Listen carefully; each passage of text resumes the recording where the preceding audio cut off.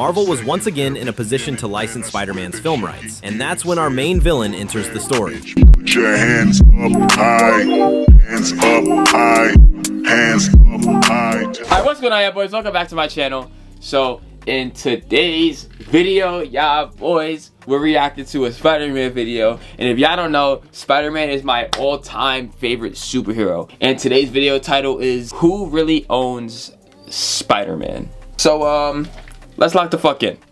Now, Marvel has managed to get back the rights to almost all of its major characters, like collecting the Infinity Stones one by one. But Spider-Man, that's the one character they still haven't fully brought home, because his rights situation is an absolute mess. Think about it for a second. If Spider-Man belongs to Sony, why does he show up in Marvel movies? Back in the early 2000s, Sony had an incredible amount of control over Spider-Man. And honestly, even today, Sony still has a very strong grip on the character. And it's not just Spider-Man's movie rights that came with the deal. They also included a bunch of major characters connected to him, like Venom. It's often said that there are over 900 Marvel characters tied to Spider-Man in one way or another, and that's exactly why the chances of Sony ever selling those... So every character tied to Spider-Man is owned by Sony. That's crazy. That's crazy, bro. What the fuck? That is crazy. Rights are basically zero, because let's be honest, what else do they really have? Get rid of those rights either. I have nothing left except Spider-Man. So today, we're breaking down the insanely complicated Spider-Man rights situation and whether Marvel could ever reclaim full control of its own biggest superhero. Probably not. Let's get into it. Back in 1985, Marvel Comics was dealing with serious financial problems. To stay afloat, they started selling off the rights to many of their characters. Spider-Man was one of them. His film rights were sold to Canon Films, but there was one important condition in the contract. Canon had to make a Spider-Man movie before 1990, otherwise the rights would automatically revert back. In 1989, Canon Films was acquired by a French company. Around that same time, Canon's former president, Menahem Golan, claimed the Spider-Man rights for himself. Then he transferred those rights to his new company, 21st Century Film Corporation, and somehow the rights were extended until 1994. Now 21st Century Film started waving those Spider-Man rights around to attract investors and collect money from Sony Pictures and several other companies. Then in the early 90s, the man who would later sink the Titanic on screen, James Cameron, wanted to make a Spider-Man movie. At the time, Cameron was under contract with Carolco Pictures, so instead of buying the rights himself, he convinced Carolco to do it. In 1991, Carolco Pictures officially acquired the Spider-Man filmmaking license rights. But there was one huge problem. 21st Century Films still insisted that its Spider-Man rights remained valid until 1994. And just like that, the legal nightmare began. In 1992, 21st Century Films sued both Carolco Pictures and Marvel, claiming that Marvel had violated the original agreement and that Carolco didn't legally own the rights. At the same time, MGM entered the fight. Their argument was completely different. MGM had acquired Canon Entertainment's film library and many of its assets. Since the original Spider-Man deal had been signed with Canon Films, MGM argued that the Spider-Man rights now belonged to them. Meanwhile, Carolco insisted that it had legally purchased the rights from 21st Century Film. So now,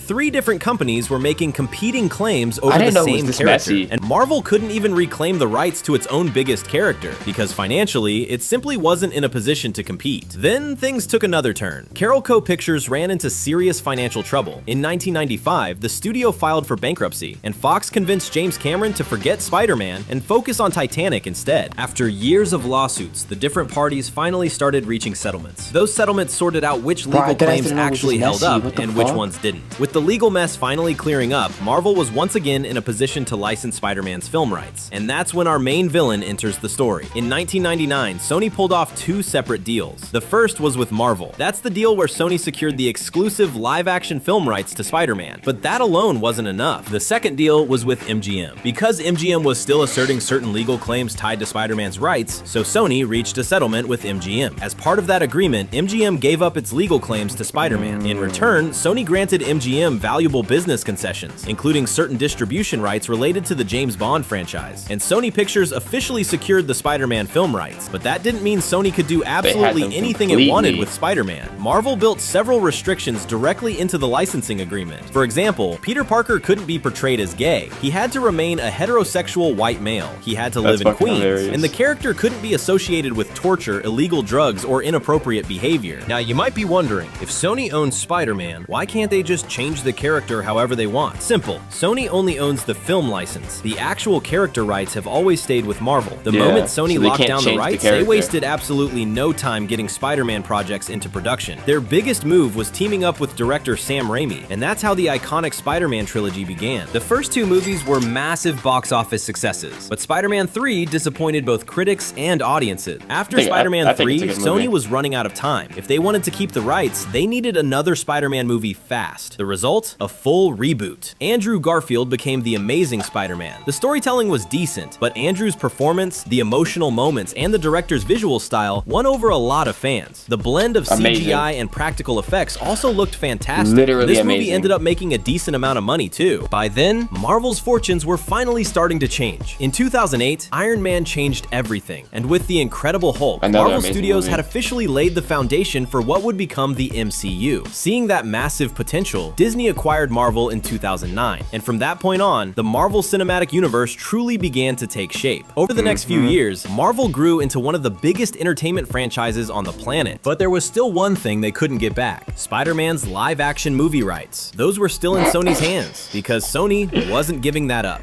Then, in 2015, Sony Pictures and Marvel Studios signed a brand new agreement. Under that deal, Marvel Studios was officially allowed to use Spider-Man inside the MCU, and Sony agreed to it for one simple reason. The Amazing Spider-Man 2 from 2014 failed to meet expectations. It ended up being a major disappointment. Sony knew that if anyone could truly revive Spider-Man, it was Marvel. After the agreement, Marvel Studios creatively rebooted Spider-Man once again, and officially made him part of the MCU. Then, in 2016, we finally saw him swing into Captain America Civil War. Well, I could have stuck the landing a little better. It's just a new suit. Wait, it's nothing, Mr. Stark. It's perfect. But what exactly did Sony get out of this deal? The answer? The box office. After Civil War, Marvel produced blockbuster movies like Spider-Man Homecoming, Far From Home, and No Way Home. But the theatrical box office from those films went to Sony, which earned the company billions of dollars. So then, what did Marvel get? Marvel got its biggest and most popular superhero back, and the hype around Spider-Man helped generate excitement for the rest of the MCU. Now, if I had to explain this incredibly confusing rights situation in the simplest way possible, here's how it works. Spider-Man's rights aren't owned by just one company. That's why people get confused all the time. Let's start with the movies. Sony owns the rights to produce Spider-Man's live-action movies, as well as major animated feature films. But because of the special agreement between Sony and Marvel, Spider-Man is also allowed to appear inside MCU movies. Now let's talk about animation. This is where things get a little weird. If an animated Spider-Man project is longer than 44 minutes, Sony owns those rights. But if it's under 44 minutes, like TV shows or streaming series, Disney can make it. Now, merchandise, action figures, toys, t-shirts, backpacks, posters, basically anything that uses Spider-Man's name or image as merchandise, Disney owns those rights. Sony actually used to own them too, but in 2011, Sony sold the merchandising rights back to Disney. And even today, a lot of people consider that one of Sony's most surprising business decisions. Because merchandise can sometimes make even more money than the movies themselves. Now let's talk comics. Sony never owned Spider-Man's comic book or novel rights. Those have always belonged to Marvel. And what about video games? The game rights also belong to Marvel. Marvel licenses those rights to different game studios. That's why Spider-Man became a PlayStation exclusive in some games. So in simple terms, Tom Holland's Spider-Man is part of the MCU. But technically, the movie version is still Sony's property. And here's the crazy part. Disney has enough money to buy entire studios like Fox, yet it still can't buy back one single character because Sony is never letting Spider-Man go. He's their biggest money-making franchise. And from Disney's perspective, they don't really need to buy him anyway. Spider-Man is already part of the MCU, without Disney having to spend billions acquiring the film rights. Right now, it makes it for merchandise. Even after all of that, could Spider-Man ever become a fully Marvel-owned MCU character again? At least for now, probably not. After Sony's live-action Venom universe struggled, the company will likely double down on its Spider-Verse films instead. That's where they've seen the most consistent success. And a franchise that keeps printing money like Spider-Man, Sony isn't giving that up anytime soon. So that's it for this video. And if you want to find out how 1 pound completely changed I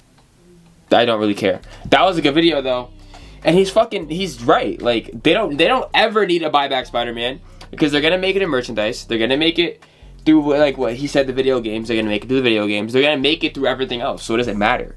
Because Spider-Man is the all-time GOAT. Matter of fact, hold on, let me show y'all something. Before I end off the video, let me just show y'all this peep. look at this. Me and my girlfriend made it. Tell me this shit isn't fucking sick, bro. I got 1, 2, 3, 4. Did I move him? Yeah, I guess I moved him. So, I got 1, 2, 3, 4, 5 Spider-Man on this one fucking thing. And I gotta get Andrew Garfield's suit. I'm not gonna lie, I need that, but yeah, no, this Lego set is dope. But anyway, if y'all did enjoy this video, please make sure to like, subscribe, comment, letting me know what your favorite part of the video was.